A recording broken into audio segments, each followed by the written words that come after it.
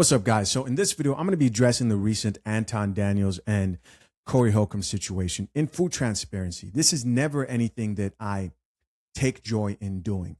And I particularly mean addressing beef within creators, right? Within the creator space.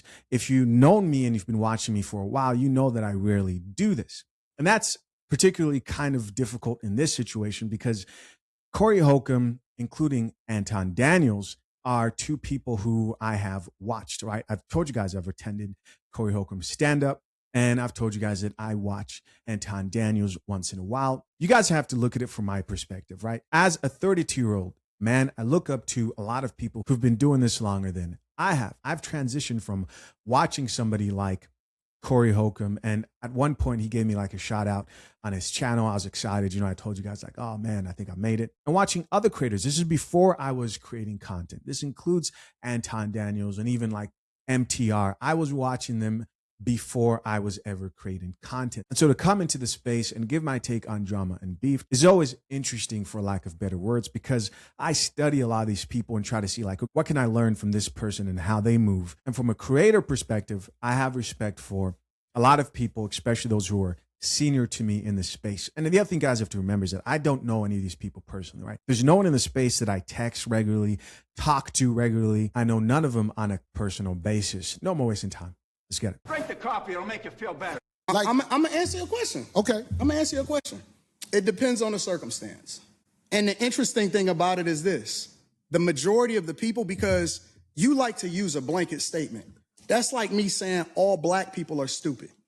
Well, have you said all white people stupid? No, I'm talking about cops. You should say that one time. I'm talking about because cops. it's easy to say all black people are stupid as an example. Say something about the white people. No. You're not. I don't think you got people all the time. Oh, well, I didn't hear you. Can you tell me? Because I don't know. I talk about liberal white women literally being the biggest enemy of the United States of America. That's the thing I say every single day. Caucasian female, the biggest enemy. Literally, white liberal women are the worst thing that ever happened to this country. What about their men? But we gonna get there because you keep trying to get me to qualify it by participating and joining in on the court. No, I think you're doing what's easy. No. I'm doing what's real. I think you don't want to go against them because if you go against them, it'll be some video of you going against them.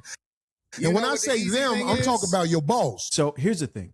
Right off the bat, I assumed that this conversation would be extremely volatile. And it's not just because of the temperaments of the two individuals here who are discussing, but also because of what they're talking about, which is politics. There's a reason why people say you should steer away, if you want peace, in most cases, you should steer away from talking about two things. And those two things are typically politics and religion. The reality is offending anybody, somebody, to a degree is a fixed cost of discussing any of those two things, politics and religion. Conversation is going to be volatile. There are going to be strong opinions. The difference here is it's in person. And I'm not saying there's anything wrong with that, but it's different. And having a political discussion or debate in person isn't anything new.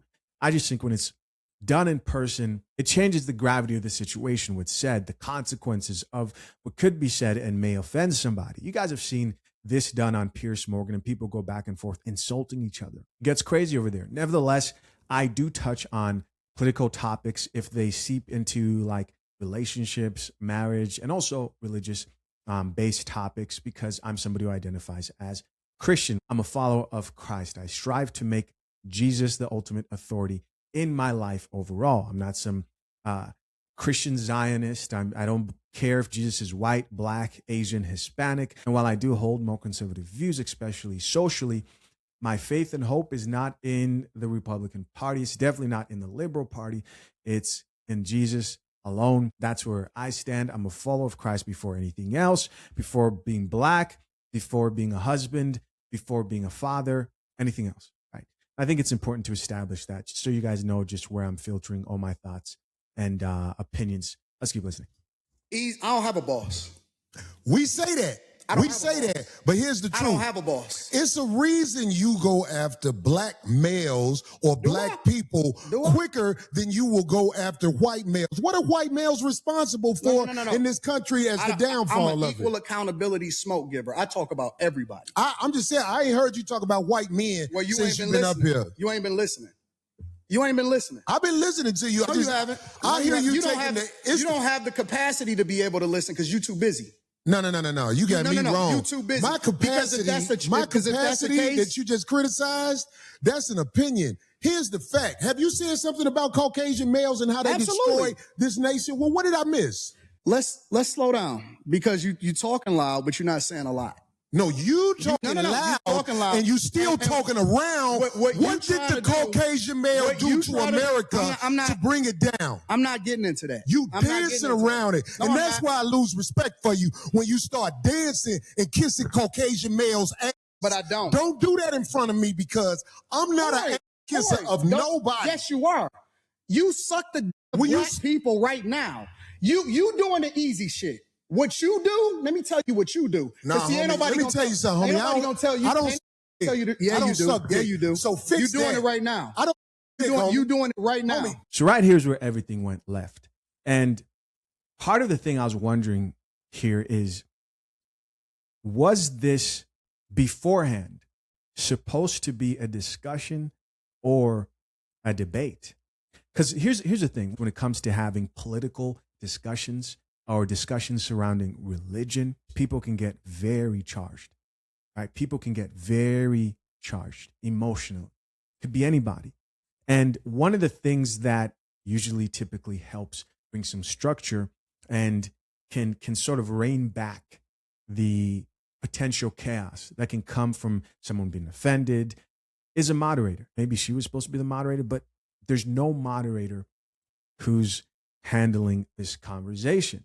And I think that's part of the issue and the problem. And this is coming from the perspective of somebody who was looking forward to this discussion and conversation. There are people who, of course, just want to see people crash out, right? There are people who are probably happy that this happened. They love the chaos. They love the drama. It brings clicks. It brings views. I understand.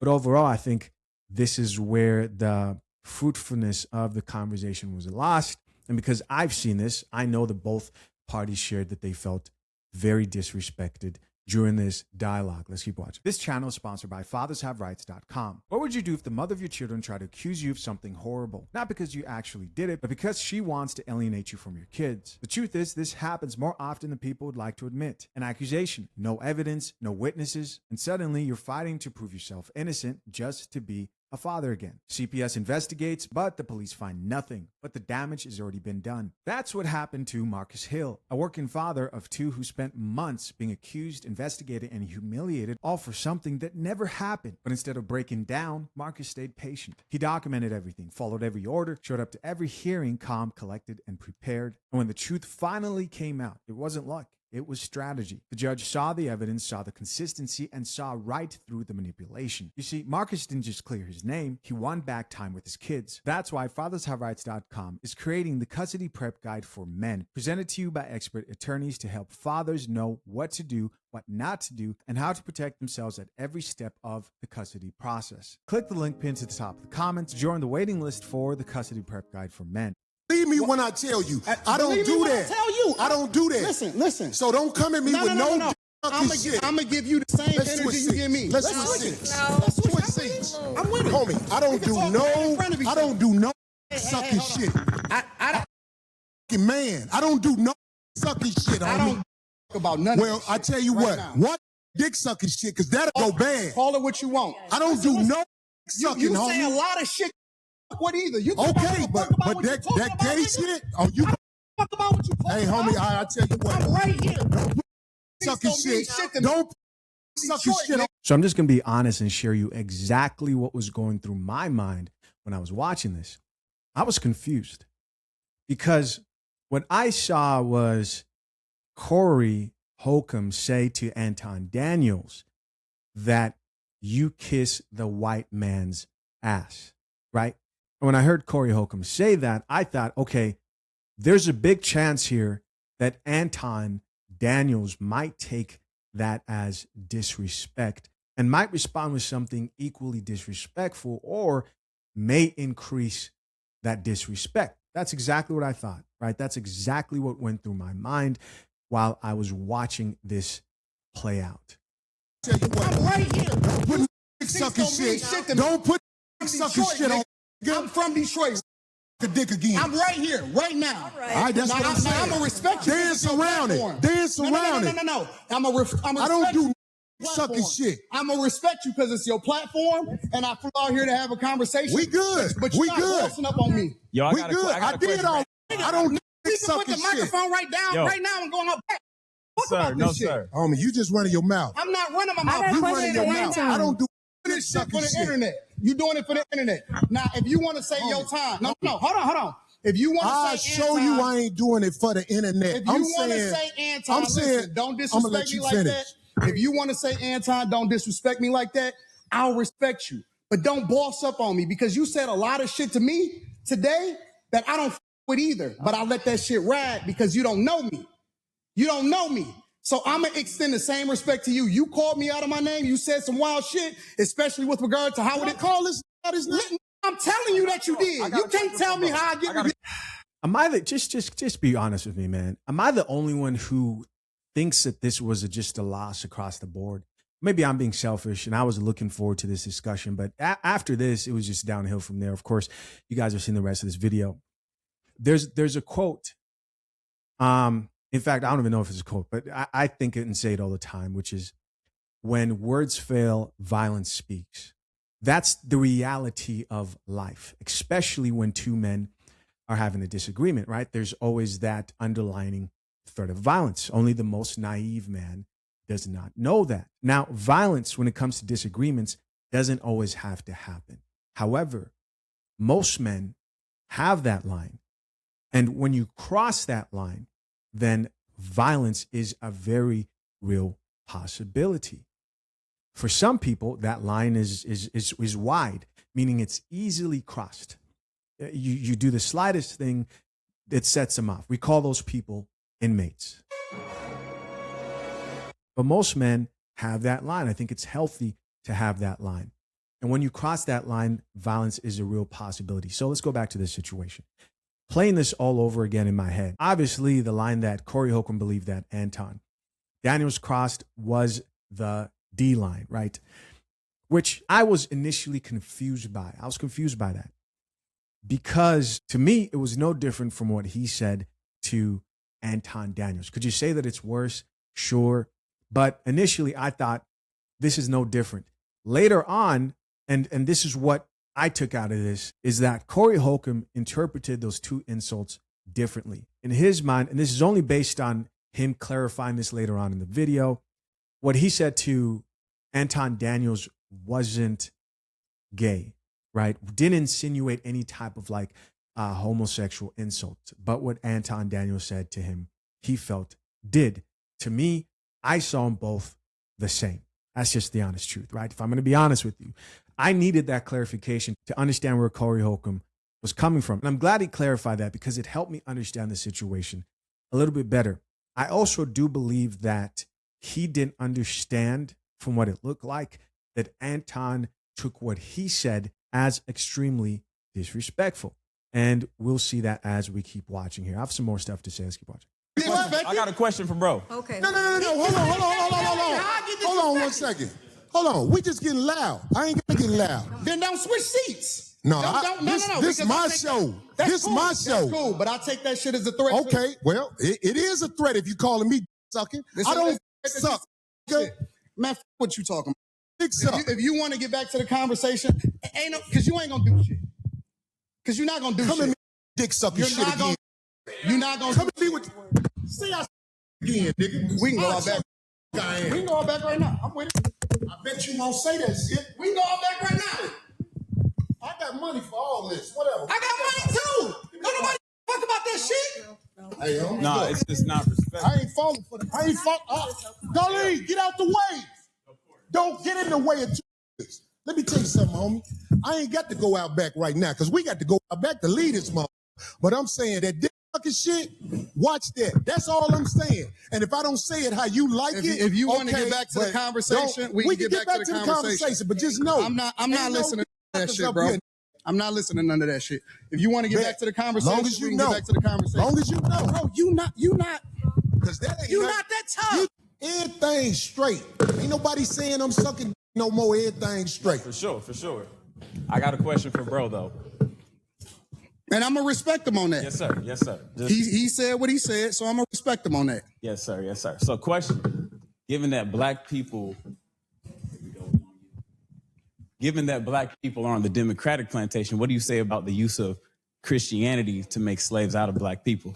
In what, today's time or historically? No, sir. Historically. Yeah, absolutely. It was used in a negative way, but anything could be used in a positive or negative way. You can weaponize literally anything.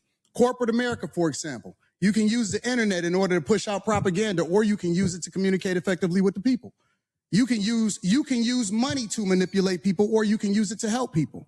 And so you can't just say that Christianity itself is used. The Quran is used in a negative way in order to control people. Absolutely. So it depends on the person. And that's why we evaluate the person based off of their fruits instead of evaluating them based off of Christianity itself. Because Right. everybody that calls himself a Christian is not a Christian. All right. So going forward, the vibes were off, and eventually this led to another climactic moment when, of course, Anton Daniels walked out. So the reason why I'm not focused on who won the fight and the actual interaction here is because I think there's enough of that, right? There's enough of that already out here. What I instead want to focus on here are the lessons we can all take from this. The first being is, yes, violence is a very real possibility when boundaries have been crossed. However, we should try as much as possible in these type of situations to try and limit situations from climaxing to this extent. 3 points I want to make before I end the video. Number one, off the bat, I could tell that there was some tension from the very beginning. This was later confirmed when I think I saw a video from Anton where he was talking about how they both knew that they would clash when it came to this conversation. Again, more need to have somebody moderating the conversations. And so off the bat, I could tell. Right, I could tell. Point number two, it's obvious that Anton Daniels felt disrespected when Corey Holcomb said, "You kiss the ass of white men." Now, you can disagree and say that's not disrespectful, but it's obvious that Anton Daniels felt disrespected. And so Anton Daniels decided to return the disrespect. Now, at that point, Corey Holcomb, and this part's important, believed that Anton crossed a line that could only result in violence. And this would later be confirmed after Anton left the podcast by Corey Holcomb clarifying that he takes that type of a statement of sucking D said by anybody at any time in person to him as extreme disrespect that will result in him potentially getting violent. And he's allowed to have that boundary, right? But I want to talk about that for a little bit. And this is my final point. To me, that seems like a very exhausting boundary to maintain. And no, please don't misunderstand me here. I'm not saying that it's okay for somebody to tell somebody that they suck D. That's not what I'm here saying. I get why that can be perceived as disrespect. My concern here is by him saying this out loud on a platform and saying, listen, if anybody at any time says that to me, then that may result in me getting physical with that individual. That just seems like a perfect opportunity for any troll or anybody to do this to him in person, because they know that those simple words are triggering enough to get him to act out in that way. Again, he's allowed to have this boundary and stance. In fact, he said this about himself. He says, hey, that's me. I don't plan on changing. I just think that's a bit impractical. Where I stand when it comes to boundaries is I don't care what you say to me. I draw the line at the impending threat of violence physically, right? You being there with me, or violence acted out on me and the people I care about in my life. That's where I personally draw the line in my life. And that's just based on what I do. There are too many DMs I get. Too many people have their own opinions. I'd be out here fighting the whole world. In most cases, I don't care. At least I try to, as long as you keep your hands to yourself. Now, there's been a few times where I've lost it and flown off the handle.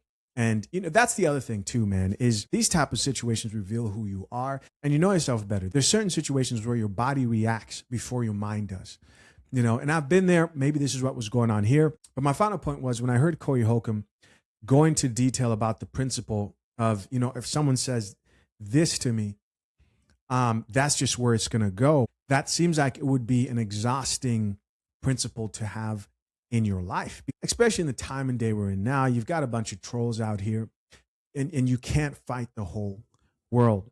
And so that's what I thought. And that was surprising to me.